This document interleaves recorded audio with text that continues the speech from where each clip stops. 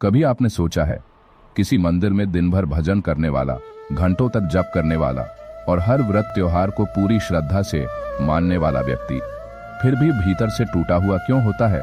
क्यों कुछ लोग जिनकी जुबान पर दिन भर राम राम होता है, वो सबसे ज्यादा बेचैनी और तनाव में दिखते हैं? क्या वजह है कि अधिक पूजा पाठ करने के बावजूद भी शांति, संतोष और सच्ची भक्ति नहीं मिलती? श्री कृष्ण कहते हैं, जो भक्त मुझे प्रेम पूर्वक स्मरण करता है उसे मैं कभी नहीं छोड़ता। पर मुझे प्राप्त करने के लिए तुम्हें सिर्फ मेरी भक्ति ही नहीं बल्कि कर्म भी करना होगा। कर्म करना आवश्यक है, क्योंकि संसार में शरीर होने का अर्थ ही है कि तुम कर्म कर रहे हो। तुम्हारी भक्ति वह भाव है जिससे तुम अपने कर्मों को मुझे समर्पित कर सकते हो। यदि तुम मेरी पूजा ना भी करो पर तुम्हारे कर्म सच्चे हैं, तुम बड़ों का आदर करते हो, माता पिता की सेवा करते हो, गरीबों में दान करते हो, लोगों से प्रेम करते हो, सदैव सत्य का साथ चुनते हो, तो फिर तुम्हें मुझे पाने के लिए मंदिर आने की कोई जरूरत नहीं। मैं खुद तुम्हें प्राप्त हो जाऊंगा।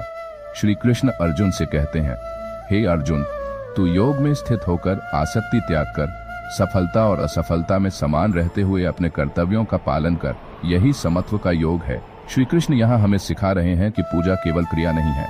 सच्ची भक्ति तब होती है जब व्यक्ति फल की इच्छा से मुक्त हो जाए, जब उसका मन सम हो जाए, ना अधिक सुख में डोले ना दुख में टूटे।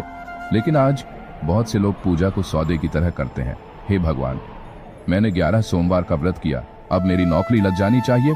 मैंने रोज हनुमान चालीसा पढ़ी, अब मेरी तकलीफ क्यों नहीं जा रही? मैं रोज सुबह शाम आपकी पूजा करता हूँ, प्रसाद भी अर्पित करता हूँ, फिर भी मैं अमीर क्यों नहीं बन रहा? भक्ति का यह स्वरूप क्या श्री कृष्ण को स्वीकार है? असल में दुख इसलिए होता है क्योंकि पूजा मन से नहीं हो रही, पूजा स्वार्थ से हो रही है। मित्रों, इसे एक छोटी सी कहानी के माध्यम से समझने की कोशिश करते हैं। मेरे गांव के एक बाबा जी थे।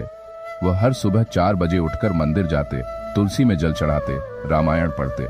लेकिन वही बाबा जी दिन में लोगों को ताने मारते थे, क्रोध करते थे, अपने बहू बेटों से नाराज रहते थे। एक दिन मैंने उनसे पूछा, बाबा जी, आप इतना पूजा पाठ करते हैं, फिर भी इतनी नाराजगी, इतनी बेचैनी क्यों? उन्होंने कहा, मैं भगवान से बहुत नाराज हूँ। मैंने पूरी जिंदगी उनकी सेवा की, फिर भी मेरी समस्याएं खत्म नहीं हुई। बस तब मुझे वही श्री कृष्ण की शिक्षा याद आई, जब भक्ति प्रेम नहीं बल्कि बदले की भावना बन जाए तब उसका प्रभाव उल्टा होता है। फल की इच्छा मत करो, कर्म करते जाओ। यह श्री कृष्ण का संदेश है। लेकिन हम पूजा भी फल की कामना से करते हैं, फिर आश्चर्य करते हैं कि दुख क्यों बढ़ रहा है। पूजा का सही अर्थ सिर्फ आरती, धूप और मंत्र नहीं है, बल्कि पूजा का अर्थ है मन का शुद्धिकरण। अगर पूजा के बाद भी आप अंदर से जल रहे हैं, लोगों से चिढ़ते हैं, तो आप केवल धार्मिक कर्म कर रहे हैं, आध्यात्मिक नहीं। श्री कृष्ण कहते हैं, श्रद्धा और संयम से किया गया आत्मज्ञान ही सच्ची शांति देता है। इसका अर्थ है, जब आप सच्ची श्रद्धा से बिना अपेक्षा के पूजा करते हैं, तब मन शांत होता है, तब पूजा का असर दिखता है भीतर से। आज की स्थिति यह है कि आज हम धार्मिक हैं पर आध्यात्मिक नहीं। हम मंदिर जाते हैं लेकिन मन दूसरों से तुलना करने में लगा होता है।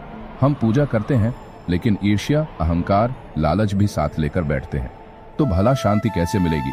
श्री कृष्ण कभी बाहरी पूजा को नहीं नकारते, लेकिन वह कहते हैं, भक्ति हृदय से होनी चाहिए, कर्म निष्काम होना चाहिए। एक समय की बात है, एक महिला आई, आंखों में आंसू लिए, मैं रोज 2 घंटे पूजा करती हूँ लेकिन मेरी बेटी की शादी नहीं हो रही। क्या भगवान मुझे सुनते ही नहीं? मैंने कहा, भगवान आपको देख रहे हैं लेकिन आप उन्हें नहीं देख पा रही, क्योंकि आपकी पूजा चिंता से भरी हुई है, विश्वास से नहीं। श्री कृष्ण ने भी अर्जुन से कहा था, जो मुझे प्रेम से, श्रद्धा से केवल एक फूल भी अर्पित करता है, मैं उसे स्वीकार करता हूँ। तो दुख क्यों रहता है? क्योंकि पूजा केवल बाहरी रूप से हो रही है, क्योंकि भक्ति में फल की अपेक्षा है, क्योंकि हम पूजा को दुख मिटाने की विधि मानते हैं, प्रेम जताने की नहीं, क्योंकि हम धर्म निभाते हैं पर अध्यात्म को आत्मसात नहीं करते। श्री कृष्ण से एक विनम्र निवेदन, हे कृष्ण, हमें इतनी शक्ति दो कि हम पूजा को सिर्फ कर्मकांड ना बनाएं। हमें ऐसा प्रेम दो कि बिना अपेक्षा के भी तुम्हें चाहें। हमें ऐसी दृष्टि दो कि हम यह समझ सकें कि भक्ति शांति देती है, सौदा नहीं। जिनके मन में कृष्ण बसते हैं उन्हें किसी और साधन की आवश्यकता नहीं होती। सच्ची भक्ति में शांति है। सच्ची पूजा वही है जो हमें भीतर से बदल दे।